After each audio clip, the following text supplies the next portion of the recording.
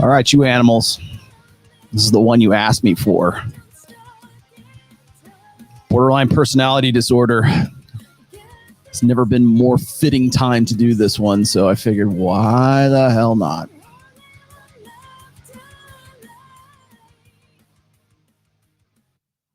There you go. Like that. Experimenting with new sounds. How's that?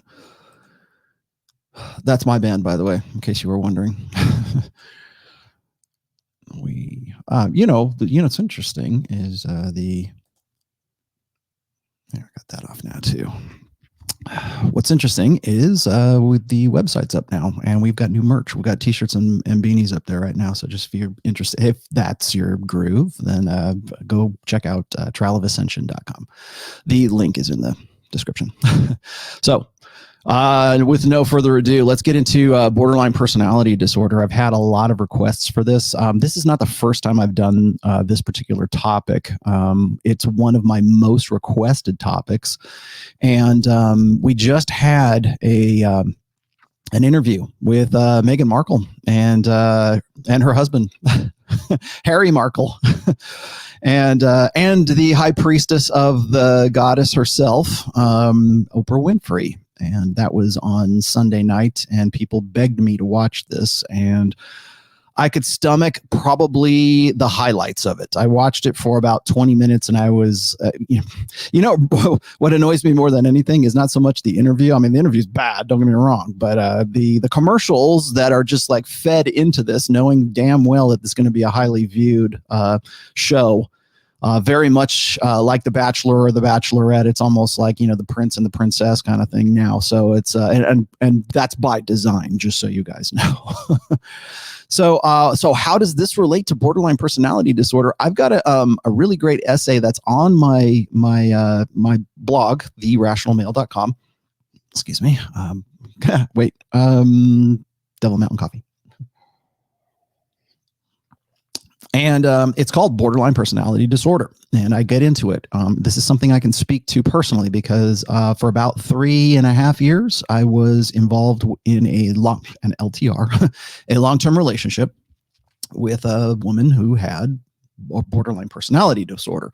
I didn't realize it until later on because at that time, first of all, I didn't have any kind of degree in psychology, and I wasn't even aware that there was a diagnosis for apparently what she had.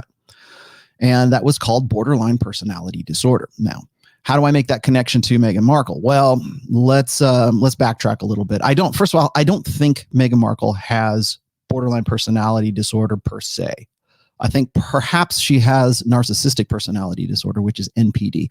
I'll read you guys the descriptions and the characteristics, the aspects that account for both of those.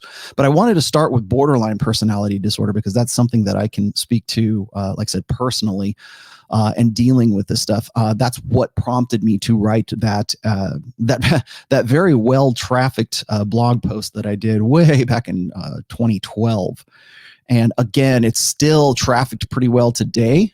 Anytime I mention it, people look me up, they look up my name, and then they look up that, borderline personality disorder, ROLLO TOMASSI, and you'll find it there. And it's something a lot of guys are interested in because they seem to think that their girlfriends or the person that they are involved with is just so psychotic and so crazy that she has borderline personality disorder. So I'm going to read from the Diagnostic and Statistical Manual. This is the number 4, I believe, because when I wrote that essay, that's I believe that's the version that the DSM was in at that time. I think we're up to like 5 or 6 now. But I didn't even realize that there was a diagnosis for this. In fact, I didn't even realize it until I was actually in college and learning about this stuff. And I was like, oh my God, that describes my ex to a T.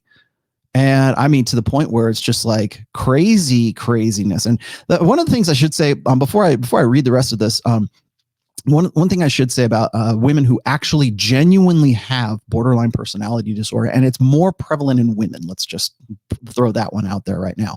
Statistically more prevalent in women. Narcissistic personality disorder, I believe it's more prevalent in women, but it's not as prevalent in women as BPD. And so when I say BPD, that's what I mean, borderline personality disorder. There are men who are actually, have narcissistic personality disorder as well. That's not a hard leap for most. But in the manosphere, and at least as far back as 2012, when I wrote this article, diagnosing your girlfriend or your ex or whoever with BPD just sort of seems like the I guess the disorder du jour, right? Because it's so fitting for women today to exemplify or to manifest these behaviors. And there's a separation, I think, between like a genuine BPD and just a regular woman who is sort of suffering, or I won't say suffering, but manifesting aspects of BPD that we'd just take for granted. And most guys, myself included, by the way, we tend to overlook those symptoms and overlook those characteristics as maybe part of a larger neurosis in women, because when I read these, you'll understand what I'm talking about. A lot of these aspects are so prevalent in modern women today that we're just like, man, that's just her being crazy. And so you kind of get a little mixed up between what's crazy and what's really crazy, right? So when I'm saying, this person clinically has a clinical, disorder, that's different than, bitches be crazy. That's different. Okay. I mean, that's just sort of casually saying, you so crazy, girl. That's not crazy. Like insane, like mentally disordered, like imbalanced. That's what I'm talking about here. So when I hear the term BPD get thrown around, it's kind of like when guys say, oh, I'm autistic or I have Asperger's syndrome. And I'm not saying that doesn't exist. I'm sure it does. But I would say that the incidence of that actual clinical diagnosis is much rarer than most guys particularly, would like to, diagnose themselves with. I'm on the Asperger's syndrome scale or spectrum, right? Maybe you are. Maybe you are a little bit autistic. Maybe you just have some, you have low social intelligence. Maybe just simply nobody ever taught you how to sort of read people.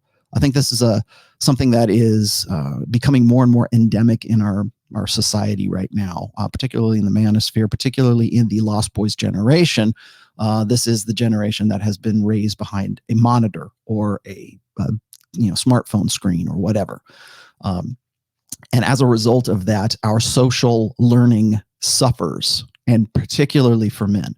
For women, I think they still have that social intelligence to a degree, but I think they've suffered as well from modern technology, right? Social media.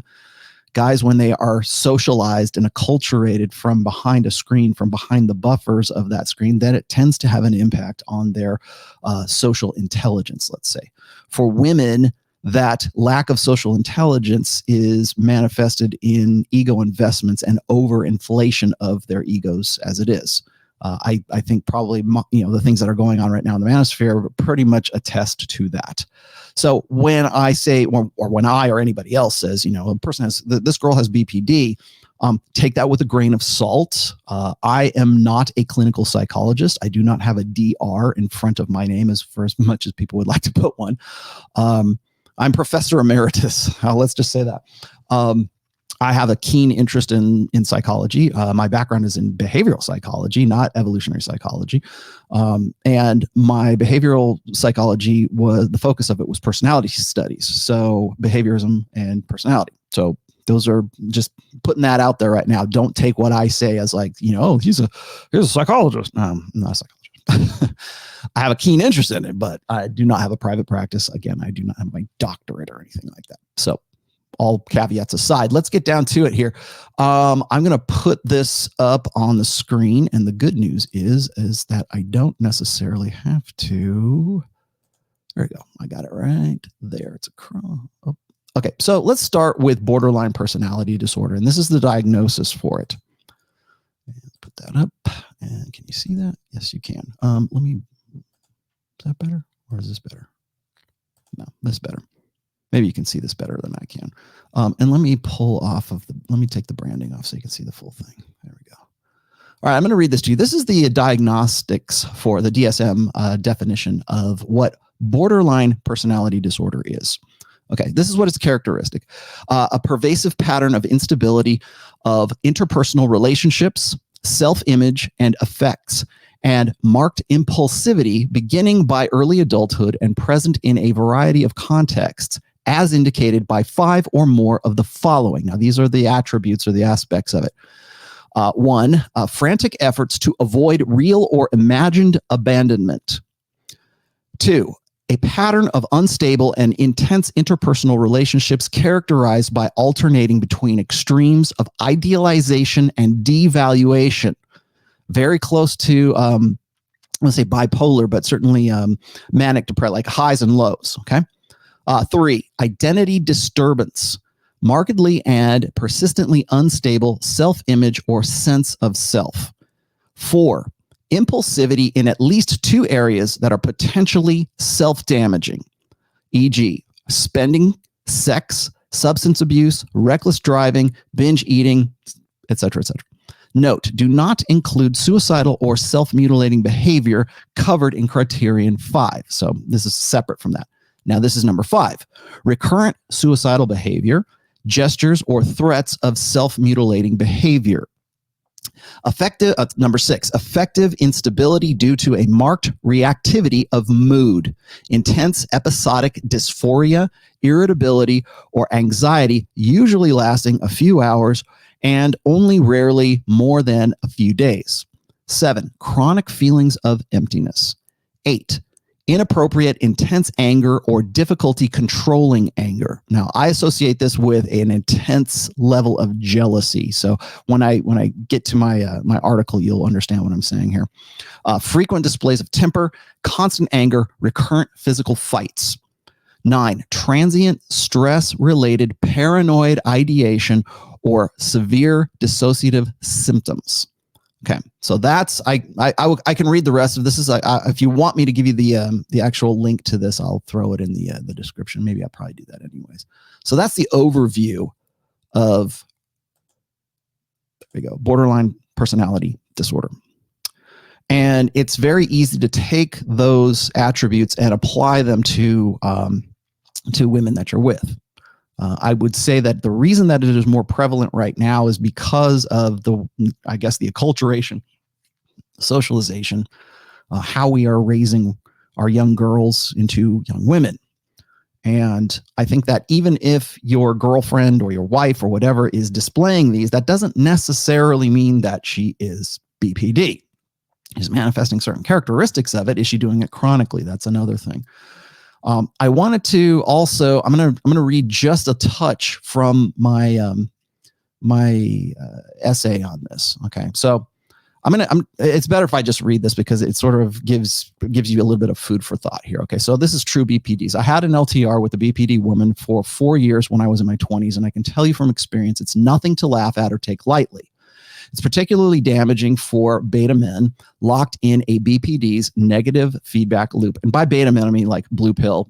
I use AFCs, like average frustrated chumps, but blue pill guys, right? Guys who are certainly meeting the criteria of what we would identify Prince Harry as.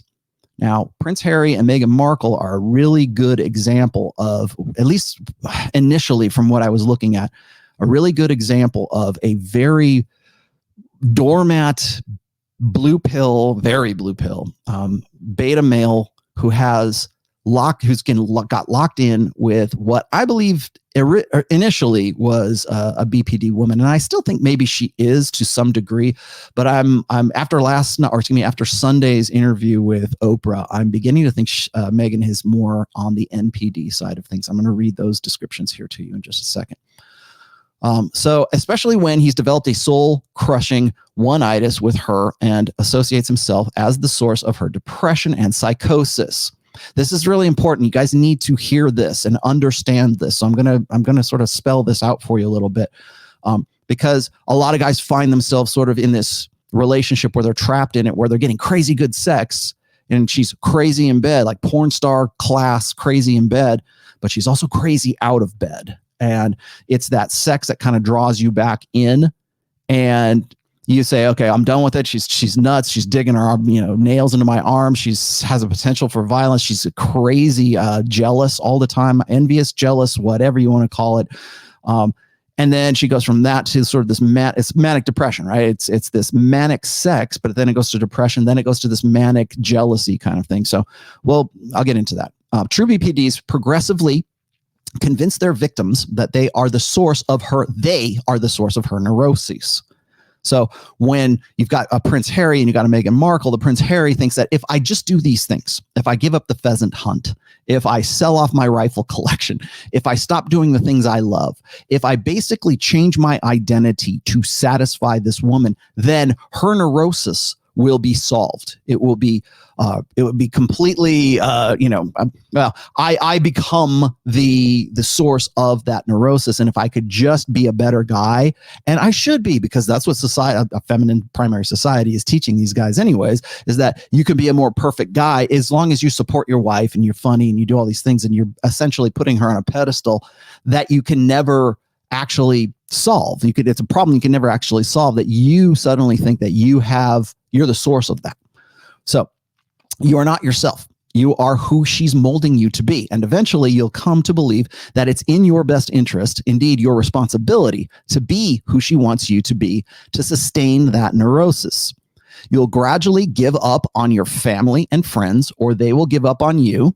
Sounds a lot like Prince Harry, right? You will drop all ambitions and passions that directly focus on you, and you will abandon any genuine, independent identity you held for yourself, all because these are threats to the neurotic narrative she constructs for herself and lives out. That's very important, because a lot of guys think that it could never happen to them. I didn't think it could happen to me. And what usually happens, particularly with guys who are blue pill conditioned betas in the first place, or maybe they're not even betas, but they have beta tendencies, or they still haven't quite killed the beta yet, right? They still haven't unlearned their blue pill ideals.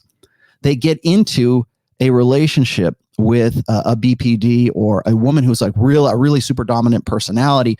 And because they were in a position where they could attract that person, they think they're lucky stars, right? They can't believe their luck. They can't believe that they found a woman that is as hot as this and has this kind of sex and has this kind of desperate, like just hot, tear your clothes off kind of visceral sex with him. And so guys get into a scarcity mode. They think, okay, I found my one. She's gorgeous. She looks good. She takes care of herself. She's hot in bed, but she's a little nuts. But what girl isn't a little nuts today? That's what you're going to tell yourself. What girl isn't a little bit crazy? We've got a little bit of work to do. And so progressively, you'll get most beta guys get wrapped up in this. And it becomes, like I said, a negative feedback loop, although the guy thinks that it's a positive feedback loop. One thing that BPDs will do is they will separate you from your friends. They will separate you from the things that made you in the first place, the things that made you attractive. Those are the things that are the source of her neuroses. So if you could just change those things, if you stop talking to your brother, and Kate Middleton and whoever, you just stop talking to your mother, your grandmother, you stop talking to your friends. Look at what has happened to Prince Harry over the course of when did they get married? 2018, just over the course of like 4 years. He is completely isolated. He's renounced anything that has made him in any way a prince or special. He has given up his hobbies. He is essentially an empty shell that is only filled by Meghan Markle. And I'll tell you how he gets to this point here in just a second, but I want to continue so we understand what a BPD really is here. As I said before, you give up on your friends and you give up on your family, or sometimes they'll just give up on you. So they'll just say, you know what? It is what it is. If they're happy, why does it matter, right? You'll hear women talk about that all the time. Say, well, they're happy, right? She will reward you with conversion to her psychosis with the intermittent reward of crazy hot sex. But this is simply the reinforcer to keep you locked into her narrative. The you will cease to exist, and the character she creates for you will take over. This is especially true for beta chumps who see their BPD as their best only option for a long-term romantic prospect. She's an HB9 to him, and he's never had sex with anything better than a 5 in his whole life. So the risk of catastrophic loss is real and ever present. It's fate that brought them together, and if he can only help allay her fears, she can live happily ever after. So that's really kind of the web that you get drawn into here. In the later stages of a BPD relationship, you will get to the point where her overt cuckolding of you is an acceptable situation. You think you'll mitigate it by negotiating some open relationship status with her. You will internalize the reasoning that negotiating for her desire is preferable to losing her. You'll propose that an open relationship means you're both free to bang whoever you want to, when in reality, it's the only way you can rationalize for yourself the fact that she's going to go and bang other guys, and you're going to sit there and accept it because you're locked into her neuroses. She wouldn't need to go bang other guys if you would just be a better guy, right? It's your fault she feels compelled to bang other guys, and you'll believe it. We haven't got to that point with Harry and Meghan just yet, but a lot of people are pointing in that direction. When I did several shows with Pat Campbell about this, because whenever Prince Harry and Meghan Markle came up in a scandal, not a scandal, but whenever they came up in the news between say 2017 and really now, we were always talking about it. It was always something that we were talking about, and I had people just throwing rocks at me all the time, saying, "Oh, you don't know anything about him. He used to fly helicopters in the military. He's alpha." And just looking at the behavior, looking at what's going on, I could read it right from the start. Now, I know a lot of people right now in particular are saying they called this way back in 2017. Okay, maybe you did, maybe you didn't, but you didn't call it to the degree that I have. I'm the one that has said that I think that eventually, if things keep going the way that they are, that Prince Harry will end up committing suicide. I don't want him to commit suicide, okay? I'm not wishing death on him. If anything, it's like I wish he would get my book so he could read it and maybe turn his life around. But at the rate things are going, I predicted this way back in the day, back in 2018, I think, is that Harry will end up committing suicide. I have seen it. This is the pattern. I have seen at least 2 people I know personally who have gone through exactly this same template, who have done just that, who've put a noose around their neck or have put a gun in their mouth. I don't want them to do that. I don't want him to be a statistic. But that's where this is leading to eventually, because his investment in Meghan is idealistic, it is blue pill. In some respect, I think he's trying to prove daddy wrong, that he can have the fairy tale. And he is with a woman who has some serious mental and psychological disorders. Even her father says these things. So let's keep going. Should I keep going here? I know it seems like most of their friends still, well, let me see. Keep going here. Let's see. That or the mere suggestion of you being interested in sex with another woman will send her into fits of jealous histrionic rage. I have heard, now this is just rumors. I don't know them personally, but you'll see this in the tabloids all the time, where it's like what Meghan wants, Meghan gets. And she flies off into, according to the staff or the help or whatever you want to call it, she flies into histrionic rages. So, and if you've watched, people, you're probably going to ask me why I didn't put some clips of the Oprah thing on here. I don't want to get this a copyright strike on this particular video, so that's why I'm sort of leaving that out. But you go check it out. If you go and you look at the interview between just like Meghan, it's funny to me because they have just Meghan and just Oprah. And then they just sort of bring Prince Harry in there to just say, oh, he's like a pet, right? He's like that. Bring the pet in here, bring the accessory in here, because he has no real personality. He has nothing to say because he's an empty shell. He's been gutted out. He's been cored out by Meghan's BPD, or really maybe it's narcissistic personality disorder.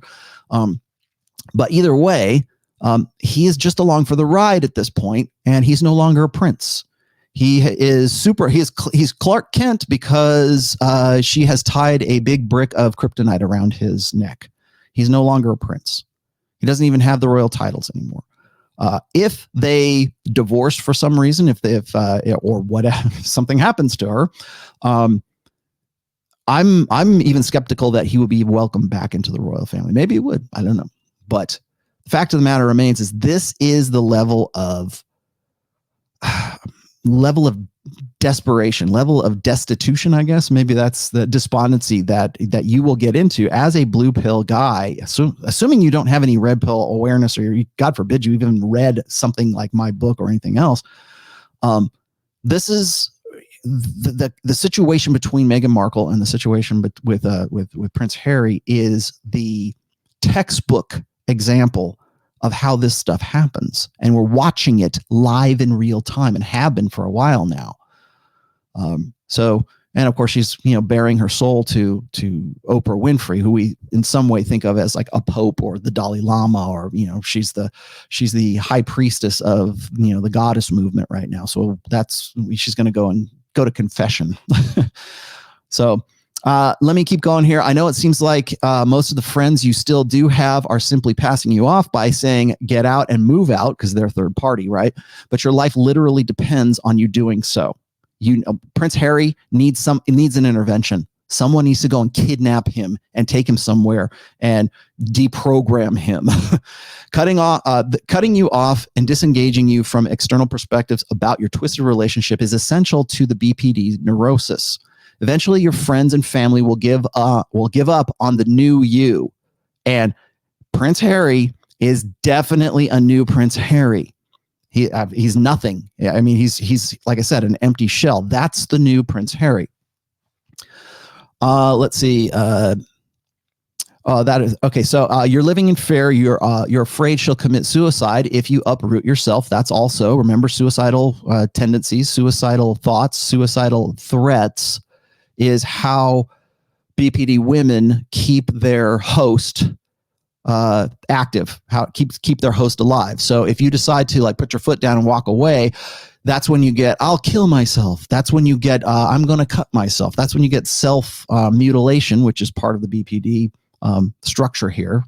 So when you get those threats, that's when the guy says, well, gosh, I can't leave her. I don't want her. I've never had a woman this crazy before. I don't want her to hurt herself. So maybe we can work it out. Maybe we can go to therapy. Maybe we can go to a marriage counselor. Maybe we can go to Oprah Winfrey and see if we can make this thing work. You're afraid she'll commit suicide if you uproot yourself, a classic BPD unspoken threat. But trust me on this, it'll be you who swallows a bullet long before she ever will. I've personally known 2 men who've done this and another who hung himself as a result of a BPD relationship. All right, so I'm going to stop right there. I'll let you guys, if you want to, you can go ahead and read the entirety of this thing.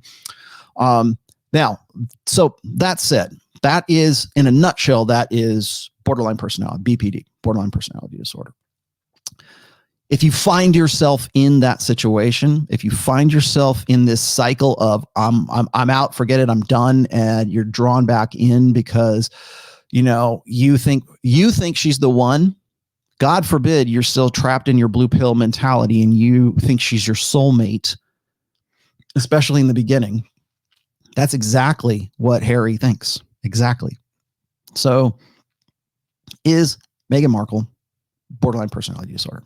I don't believe so. Not entirely. Maybe, but it might be compounded by narcissistic personality disorder. I'm going to read that to you right now.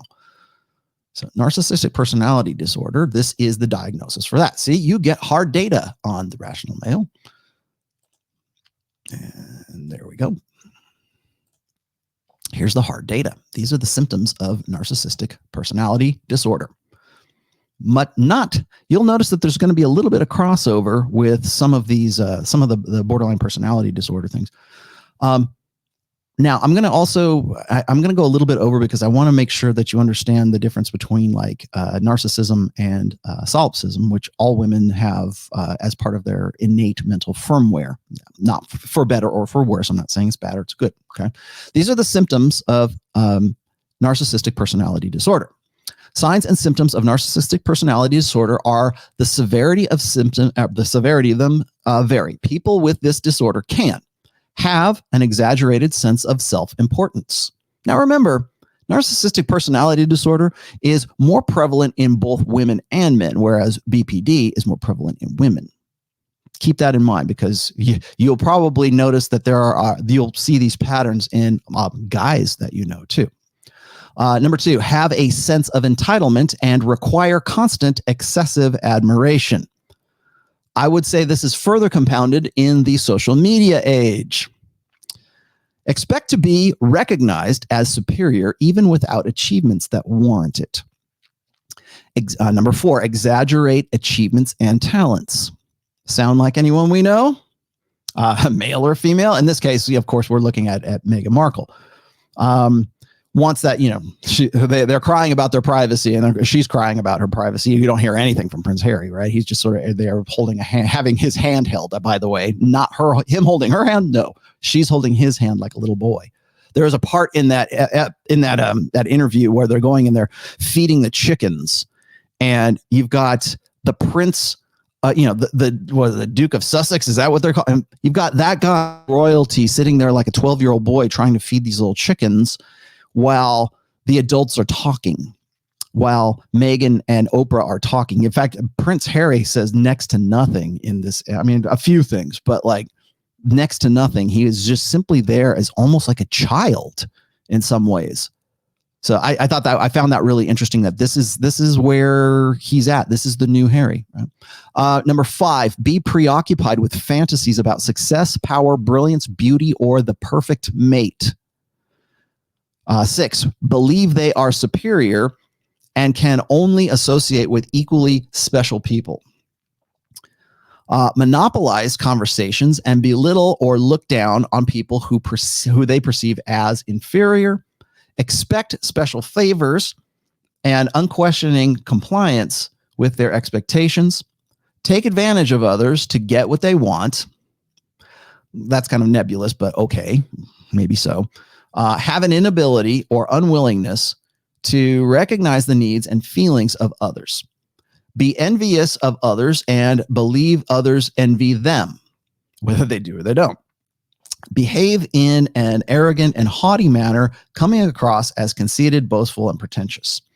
And then lastly, insist on having the best of everything. For instance, the best car, the best office, blah, blah, blah. There's more to this. I think those are pretty good to just get started with NPD. So there you have NPD.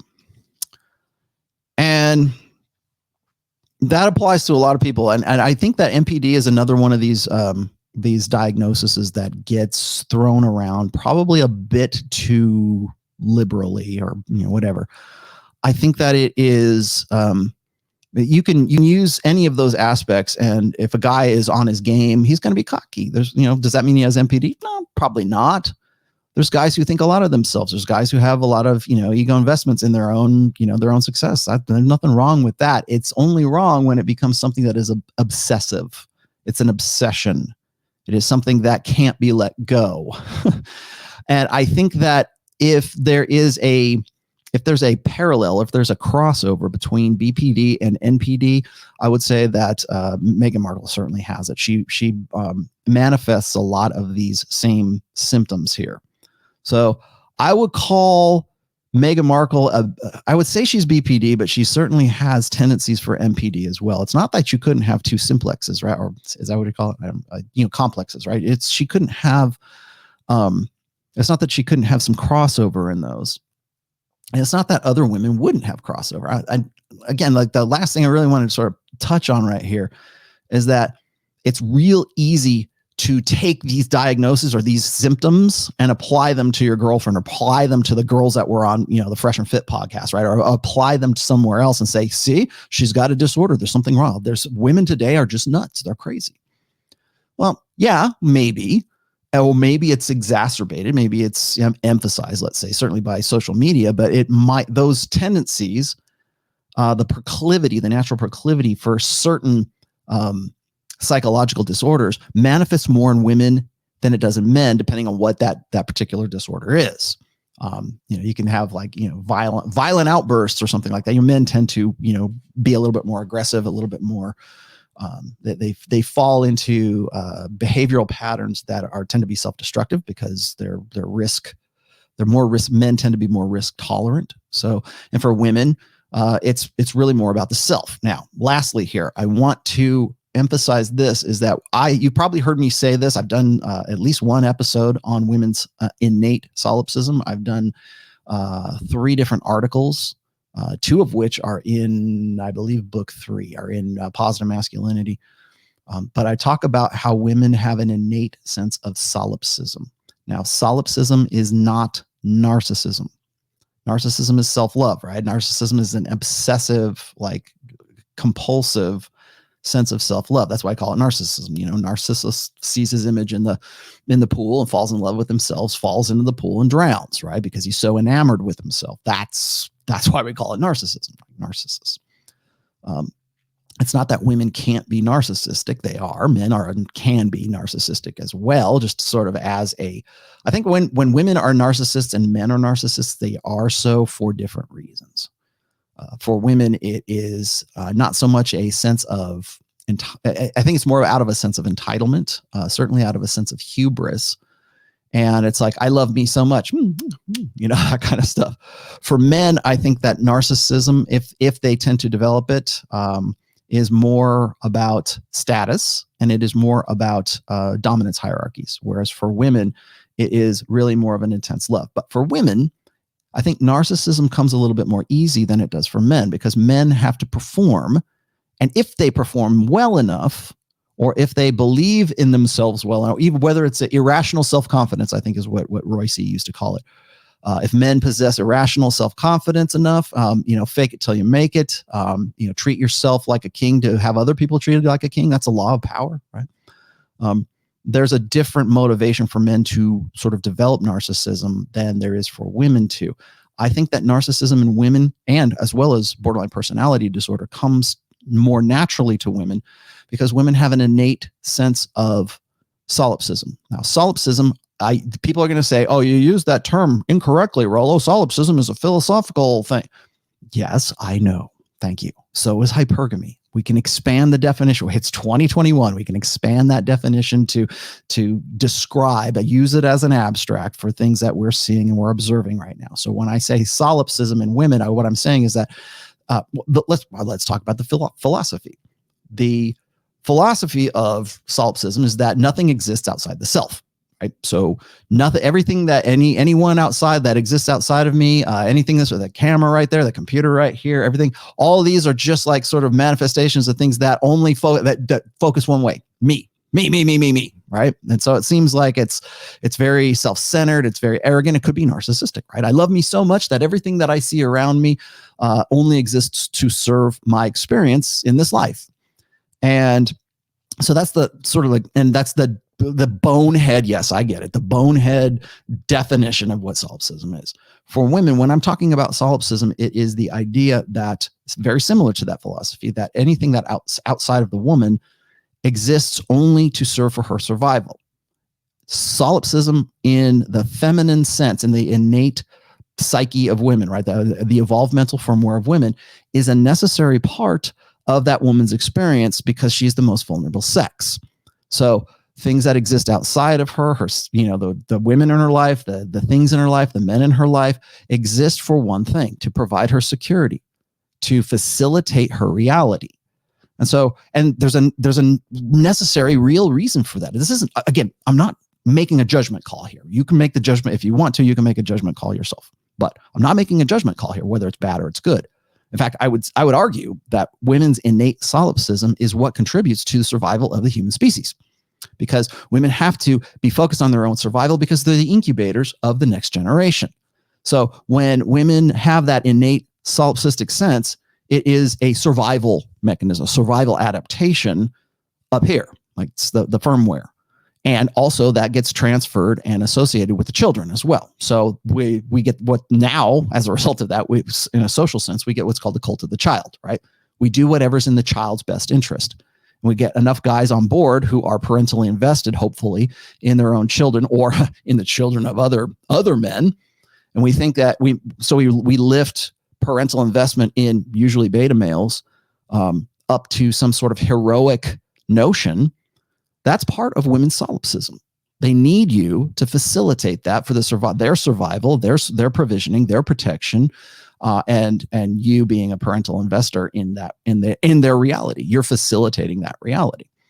All of that, all of those expectations, all of that hubris, that was all that entitlement that we've been talking about for the last week on other podcasts, derives from an innate, evolved sense of solipsism, which is necessary.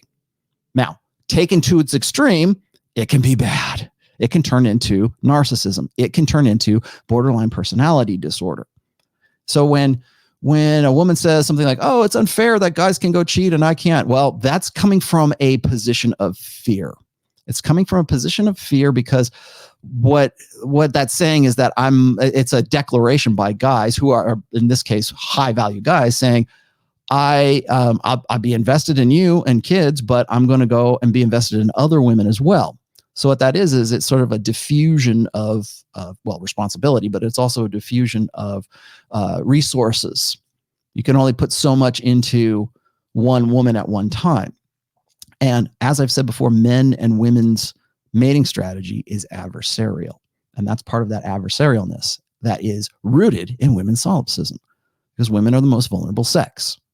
9 months, they're gestating a child. And then for the next, at least 7-8 years, they're raising that kid. And this is in our ancestral past, raising that child to self-sufficiency so that they have that opportunity to go and breed again. So they have to look for a guy who is invested in them, whether that's the guy that had the really great genes, the sexy son genes, or it's the guy who's the beta male who believes it's his, God-given duty to take care of children that aren't actually his by sublimating his paternal instincts. So generally, when we're looking at these kinds of disorders, when we're looking at narcissistic personality disorder, when we're looking at borderline personality disorder in women, they are rooted in that innate, evolved need for solipsism, to see everything else as sort of this, everything serves their purpose. Everything serves the feminine imperative. And taken to its extreme, we get gynocentrism. Taken to a social extreme, taken to a worldwide, global, political, social, sociological, let's just say, extreme, that's where gynocentrism is rooted in. It's rooted in that innate solipsism of women. So when you get women who just, they don't speak the same language as you, when you're saying, we're trying to logically say certain things to them and say, here, this is the way it is. Here I'm laying it out. Well, that seems immoral or unfair, but it only seems unfair from a female perspective.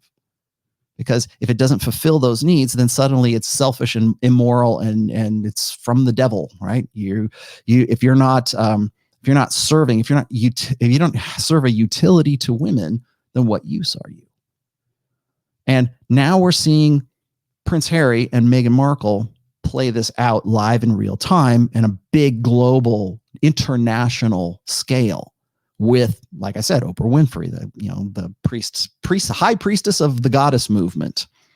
And it trends everywhere. Heck, I was just looking for the tags for this video, and Meghan Markle is hot, hot, hot. So that's that for borderline personality disorder. How do you deal with that? Well, you get out of it. That's the best advice I can give you. If you are in a particular relationship with a woman and you suspect that she has borderline personality disorder, or she has been clinically diagnosed with borderline personality disorder, get out. That's the best advice I can give you. Save yourself, because you are not a therapist. You are not Jesus Christ. You are not her personal savior. Because what happens is you think you can sustain it. You can solve it. And that is part of the neurosis.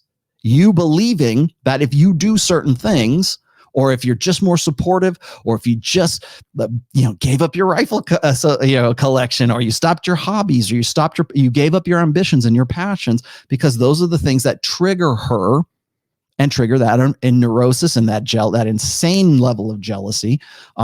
And then again, like I said, it's manic depression. It goes from like really hot monkey sex to like, I hate you. If you would just do this, you're just like your mom or dad or whatever. Like when you get into those, that's not healthy. That's not a healthy relationship. And by what you think is, I can solve this, I can fix this. The fact that you're saying I can fix this means I got to fix you. You have to fix you because you feel like it's really a form of gaslighting. You feel, or you believe that if you did just certain things, that you'd have the ideal relationship with your dream girl because she's hot and she's like, hot monkey sex.